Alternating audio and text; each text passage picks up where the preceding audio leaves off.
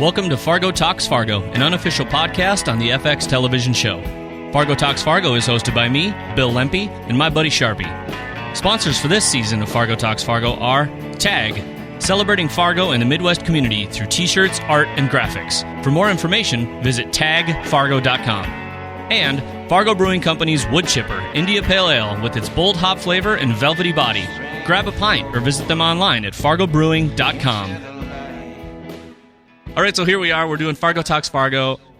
We are doing another special episode, basically, which we've somehow decided we want to make even more things happen throughout the season for FX's Fargo. So we're very happy to have Ann Emery with us today, who plays Ida Thurman. How you doing, Julianne? I'm good, thanks. How are you? Oh, it's a fantastic morning in Fargo. I'm excited to be here. So just a quick rundown. I thought of this because your bio says you're from Tennessee, correct? I am a mountain girl, yes. I have to ask, Tennessee and places like that tend to have we're just going to talk accents for a minute. Yeah, and if we talk about Tennessee too much, I'm going to turn into a Southerner really quick. But really? Yeah, I always say they beat it out of me in theater school. Yeah. I went to a theater conservatory in St. Louis, and my first day of voice and speech class, we had to sit down one-on-one and do this little recording. And so you could compare your accent as you went through. And the teacher looked at me. Her name was Betty Ann Leesburg-Lang. And she looked at me and she said, "You're the worst I've ever had." So I had which I didn't have to do with that, but I had a very thick, Gomer Pyle is wrong, but I had a very thick mountain dialect. Really? Yeah. That is crazy to me. Yeah. Because I think people talk about the way we do it here, and I mean it's a big topic on the show, and people here take it pretty seriously. Yes. Some people are like, who cares? We really do sound like that. There's another kind of section of people who are like, that is not how we all sound, and it's Southerners are the same. Like where I'm from, no one hates anything more than seeing someone put on a Southern dialect, because people most often get it wrong, and there are a world of degrees of dialect in the South. And so nobody ever quite thinks anybody gets it right. I'm guessing it's the same there. Everyone was really nervous about the dialect walking into this, and there was a pretty big effort made to make it more real and grounded than exaggerated for the sake of comedy.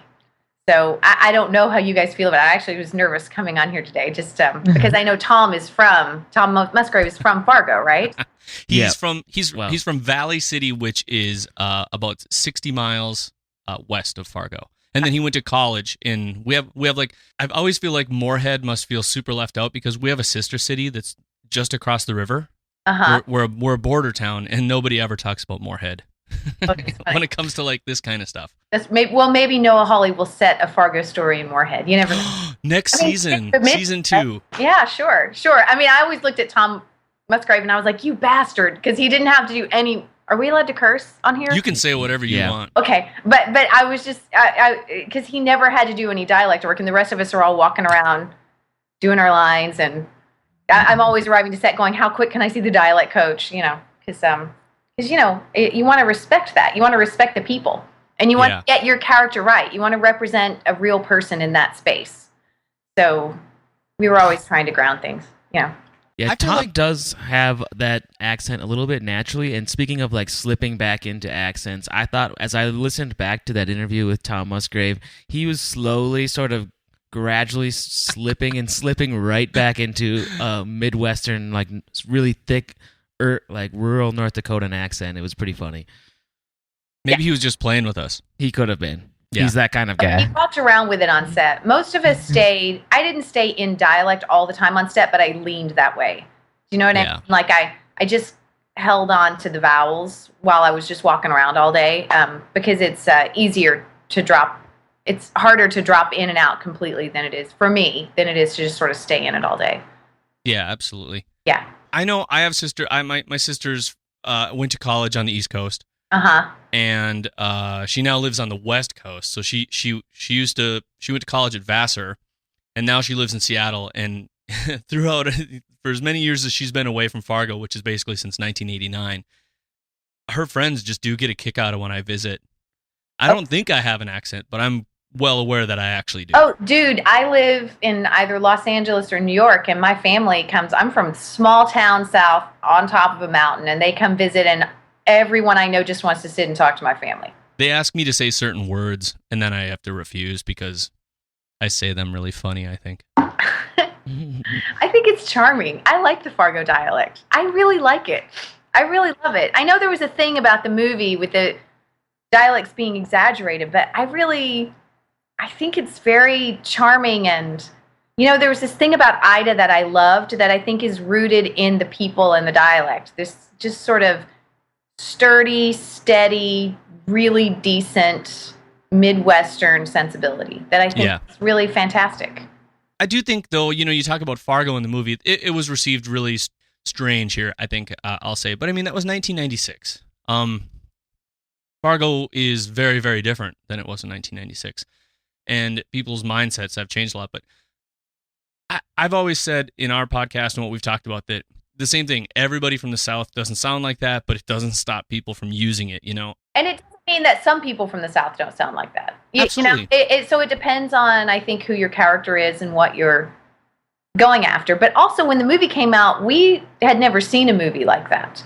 No. There had not been a movie that played comedy to that degree with that kind of violence. It was, it sort of opened that door. So I think there was, the movie became a hit later. It became like a cult classic. It wasn't embraced so much. There were a lot of folks that didn't quite know what to do with the movie. No. Yeah. It's that Shawshank Redemption effect a little bit. Yeah. Because Shawshank kind of bombed in the theater, and now, who hasn't seen it 16 times on TBS? Well, it's everywhere. It's teached in every film school in the country. Shawshank is one of the best films of our time, and I think Fargo, it's that same thing. Yeah. So I think there was a lot of they didn't know what to do with a wood chipper and a pregnant cop, and then add the dialects on top. People weren't quite sure. They're like, "Am I supposed to be laughing?" But they're kidnapping people and beating people, and now we don't care about that. Now we're like, ha ha ha ha ha! Look how he died. Yeah. I think there's that sensibility here too that Tom talked about, and he did it super, super well. Where he talks about how you just repress as much as you can, just push it deep down inside you, and be like, well, yeah, I'm doing good, but inside you're like, fucking hate this. Yeah, this is horseshit. But people don't do that because they're what it's the Minnesota nice thing does translate well to North Dakota, and that's just the way it is, and that's the way we are in a lot of ways, and so accents happen. Yeah, it's part, that's part of it, and part of it is also, look, in the show, I'm at my husband's wake, and we're talking about a dude getting killed by a hailstone in a parking lot of Dairy Queen. We all grieve in our own ways, we all deal in our own ways. Yeah. Yeah, and then a major part of the conversation is the flavor. Yeah. What flavor was it? We did talk about that in a podcast because we particularly enjoyed that scene because we're strange people. No, I auditioned with that scene, and I was like, when I got cast, I was like, please let that scene stay intact. Please really? Let the hailstone monologue stay intact. Yeah. So for you, did you specifically auditioned for the role of Ida Thurman? I did, yeah. Okay. Actually, first I auditioned for the role of Gina, and they cast Kate Walsh, and then I don't know why they saw me. The roles could not be further apart, and then they saw me for Ida, yeah. How did you, because that transitions us really well to, how did you hear about that and then get into, was it something you were like, oh, I heard about that, I'm going to talk to my agent and I want to get into that, or was it the other way around where? No, my agents called me with the appointment, and I had heard they were doing it and hoped I would get in. But you don't know, even if you hear that the project's happening, you don't necessarily know that there's a character for you. You don't know what they're casting or what they're not. So, right. And they kept a pretty good lid on Fargo on the show, so it's not like the character breakdowns were leaking out or anything. So no. Yeah, you just have to hope you have a good agent. Yeah. How was that process for you? Did you work up a little bit of an accent before you went in there, as much as you could? I did. I have, I have a fair amount of in-laws in Wisconsin, and my roommate, my first 2 years of college, was from Minneapolis. Oh. We used to mix up each other's dialects and make fun. Like, she'd say, "Hey, y'all, want to go get some tacos?" And so so we used to make fun of each other's dialects that way. So I think I had a little, I sort of melded those two, and then I watched the movie and listened and sort of pulled back from there because I knew they were going more grounded with it. But yeah, it was kind of a mashup. That I think in the audition they just want to know you can lean that way, Yeah, absolutely. Yeah. How many? We've made a conscious effort to avoid questions that are hopefully, ones you're like, seriously, don't fucking ask that question again. So we're not even going to talk about Calgary and being cold, because there you go, everybody. It's fucking cold in Calgary. Let me tell you something. I had snow pants and I wore them with pride. I mean, it was cold. It was cold. You got to get the, it's all about the long johns. Yeah. I mean, I didn't have that much stuff outside, shooting wise. But, the scene with the paint cans, I had bare legs and it was 4 degrees. It was still late November then, so it wasn't terrible. It wasn't awful, but, it's 4 degrees with bare legs. So that, yeah. I feel like you're telegraphing this for me, because I actually have a question about that scene that I wanted to ask. Yeah. I really like the scene. We talked about it. Obviously, it was a very poignant moment in the episode, and I was kind of curious how much setup happened around that. Did it happen in an instant? Sometimes you shoot a scene and the DP and all the people have done everything they need to do, and you can show up and you can have your moment, and it doesn't take a lot of takes. I was curious if that took a lot of work or a little bit of work, because it was just so set up and it was written to be a very specific way. And it was written really beautifully and specifically that way, and I don't think there are a lot of writers that would write that scene with no dialogue. Yeah. That would trust to actresses to have that moment without overwriting it. And I thought that was really well done on Noah's part. I will tell you, because of the location situation, I shot all of my first episode in one day. Really? So it was me from the top of the day to the end of the day in that house, and that was the last thing we shot of the day. So usually the last thing you shoot of the day, you're rushed because you're probably running a little late. Mm-hmm. So I think on my coverage, we did 3, maybe 4 takes. But they set it up pretty quickly, and, we changed clothes, and, it's interesting. You have to prep up and know that you're going to be in that headspace for it. And then you just hope that that the acting gods are with you, and that it plays on the day, I mean, luckily Allison and I, she's a doll, and we had sort of an instant connection, as I did with Sean Doyle. So that day felt pretty easy, but it was long and intense, and that was at the end of it. I mean, in some ways it was great. I got to play out my journey of the episode all sort of together. So yeah, that had to be interesting to be able to do that with no, you didn't have any continuity issues for that entire day. It was all there. Not really. We didn't quite go in order, scene by scene. Yeah. It around, but yeah. But you got it all done in that day. But we got it all done in that day. So it was a long, exhausting day, because when it's all it's, that's a very specific focus, and not something you normally do as a guest star. That's something normally that happens to you if you're the lead of a show. But it was nice. It was really great. Yeah, and Sean Doyle's love. It's really sad I didn't have more with him. You say that you and Allison had sort of an instant connection, and throughout the show, it's sort of like this unspoken sort of tone between the two characters, between Ida and Molly. I assume that helped quite a bit. Do you think you could have? I mean, it seems like it just naturally shone through that sort of bond that you ladies had. Do you think that would have been a lot more difficult had you not had that immediate instant connection? Yeah, I mean, I think it's possible to get there. If you don't, it's just harder.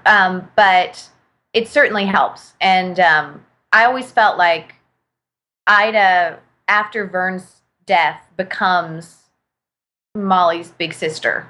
in a lot of ways, and that's my function on the show. And Right.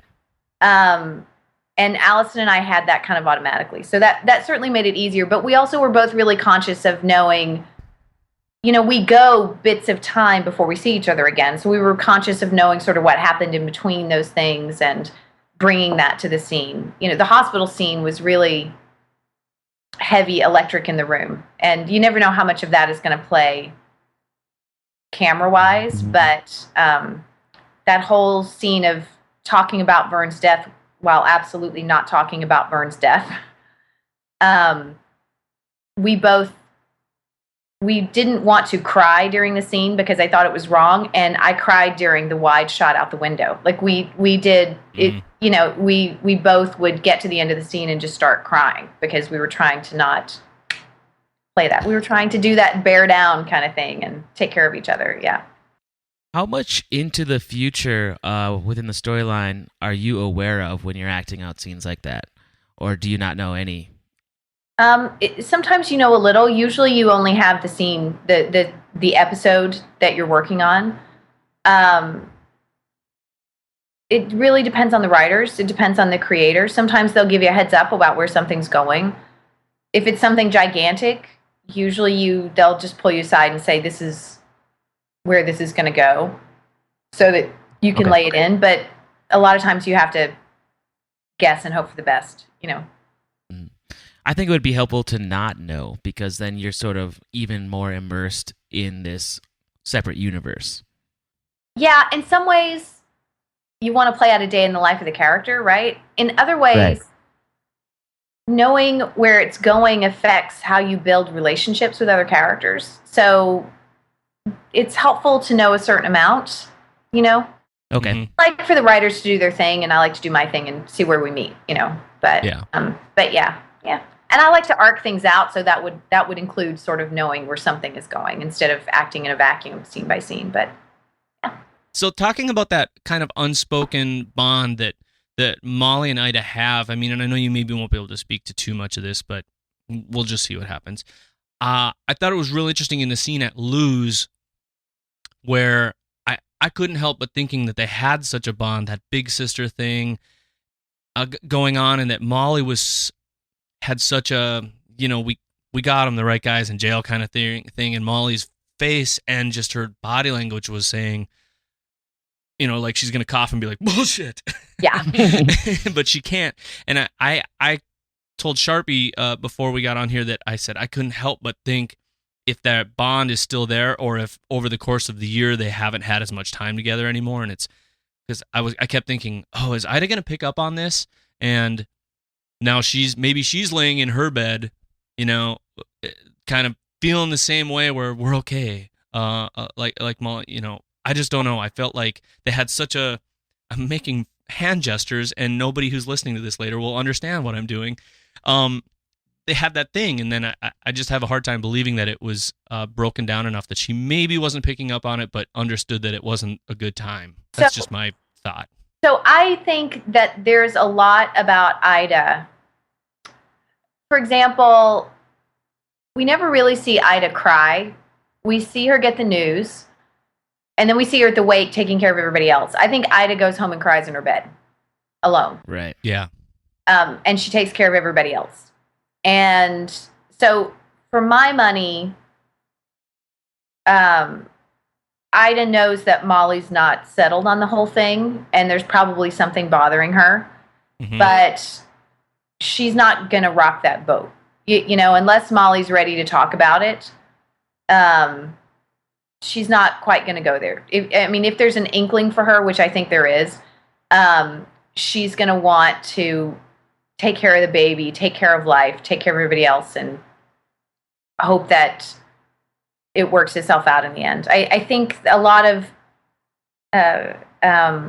her core is taking care of everybody else, and then taking those worries home with her in private, even around Molly. Yeah. They even dance, even in the hospital scene, they dance around it for a second, and then they get off of it real quick. Yeah. Yeah. She eats it. I'm going to eat it. Going to keep it inside. Smiles and eats it. She smiles and makes everything okay.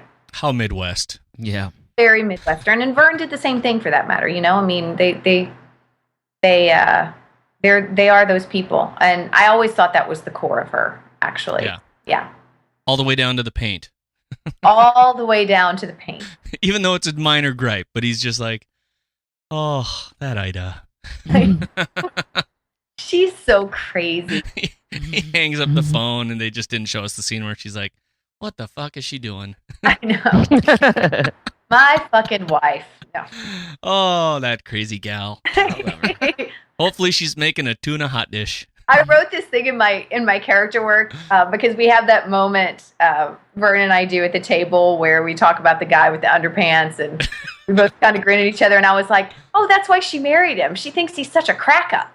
Yeah. That's their version of a raucous night at home, is that dinner scene. Is like, oh, we just laugh our asses off, Oh, I slightly was like, did they just say underpants? Yes, it's true. I'm not gonna lie, I have yet to hear the word underpants used very much in my entire 38 years being alive in this town. But a drama on FX, there you go. Yeah, I know the things, underpants on one end of the spectrum, and Gina Hess, I let you come inside me on the other end. Oh my God. Last night that scene played, and I was like, she went there. Okay, we went. I like FX for that reason. Yeah, I do too. I actually think John Landgraf runs FX now. I think he's really brilliant. I think their current lineup of shows is insanely impressive. Yeah, I think we did some preseason shows, and I talked a little bit about how I was actually happy it landed at FX rather than say, don't get me wrong, I love HBO. I watch a lot of HBO shows, but I was actually quite happy that they landed at FX because I've been into a lot of FX shows, like all the way from, you can go way back, but I mean, even just more recently, The Americans. I'm a big fan of Justified, and I like the way they're doing things, and they're edgy without having to be super full blown. Yeah, boobs everywhere. HBO, and they're not afraid to take risks. They do a lot of experimentation with storytelling, and you just don't see that on big networks anymore. They're on the bigger networks. It's mostly a lot of safe moves, and with yeah, I mean the bigger networks, that's what they are, and they're homogenized. And FX, they're the bigger networks are trying to appeal to the biggest common denominator. So everything gets sort of pushed toward the middle. But FX has embraced its niche. They know what their niche is. They've embraced it, and they've really, it's amazing. Fargo, the pace of Fargo, a lot of times plays out far slower than anything I've seen on television in a long time. So they're really it's interesting what they're doing, and FX as a channel just raked in a ton of Critics' Choice Awards, and I think we're seeing them take over, overtake AMC right now. I think we're sort of seeing them really make their move in the cable world. Yeah, in terms of creating really great drama that. They all seem to, a lot of their shows have a certain amount of just that dark humor along with it. It's not just full blown, I mean, Sons of Anarchy, there's always hilarious moments in that. There's tons of really funny moments in Justified, and maybe not even the Wilfred. Americans. Yeah, Wilfred. The Americans, not so much. So much, but Louis, I mean, Oh God, yeah.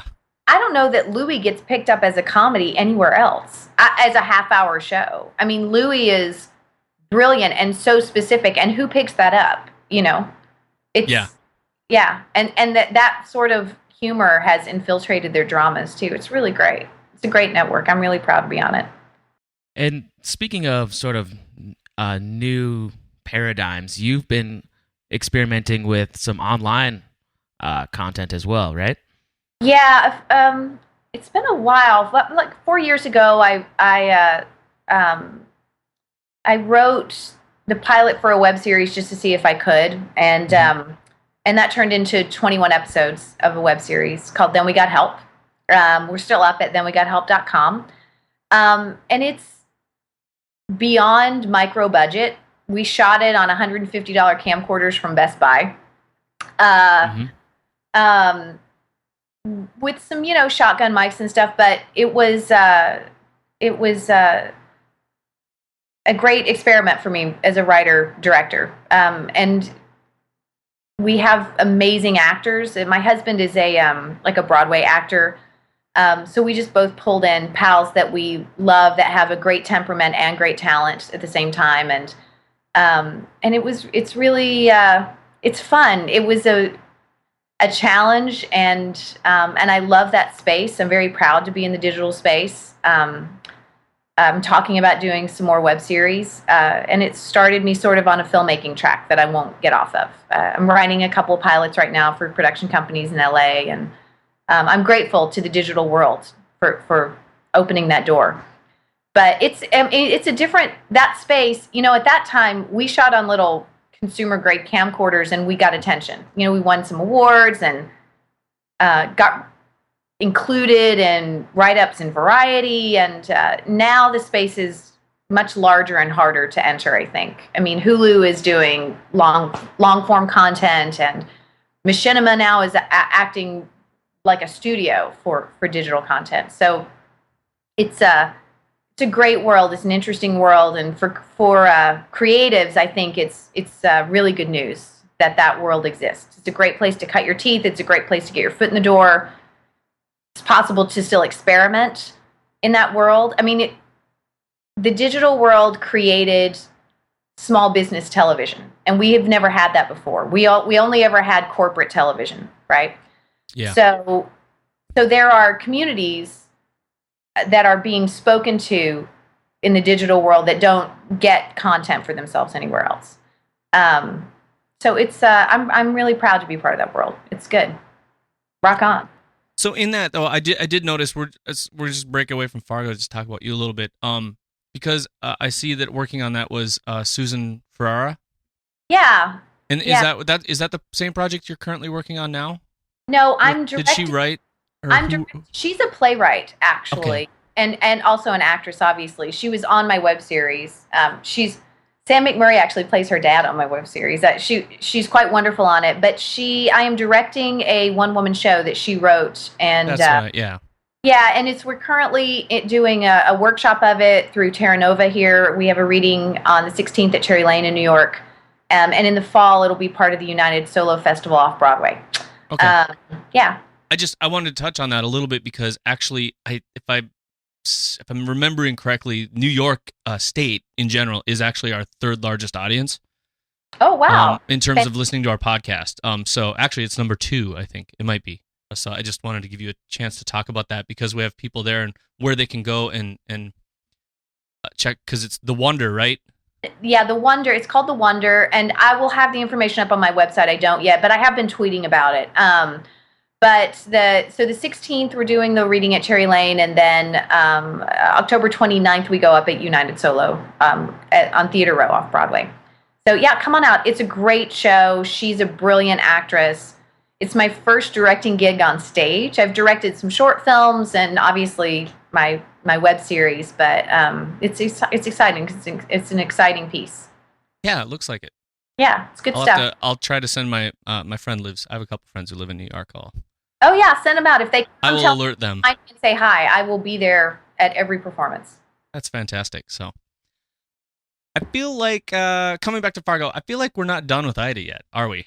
You probably can't say it, but I'll just. That would be a spoiler. So. Well, I feel like they're not going to mention an anniversary get together, and not see you. So I hope we see you again, because I have this feeling Molly's going to melt at your party and tell you that Lester's a jerk because he's going to show up at the party and she's going to murder him with like some sort of cake slicing tool. I'm just kidding. That's not going to happen. Molly's smarter than that. Molly's smarter than that, and in a no spoilery way, I love Ida. I loved playing with this group, and it's an honor, and I hope that we will all be back together in some form or other down the road. For season 2, Moorhead. No, well, I don't season 2. They're if there is a season 2, it'll be another Fargo story. There's everything. Yeah, but I hope we all run into each other in various ways. And I was just going to say, speaking of honor, it's been a pleasure having you on the podcast. Thanks a lot for offering the time, and we look forward to your future projects, and we'll kind of keep an eye and keep in touch. Thanks, fellas. I have some stuff brewing I'm not allowed to talk about yet, but I'll Sure. I'll reach out and let you know. We can't wait to hear. Thanks so much, Julianne. Thanks a lot, guys.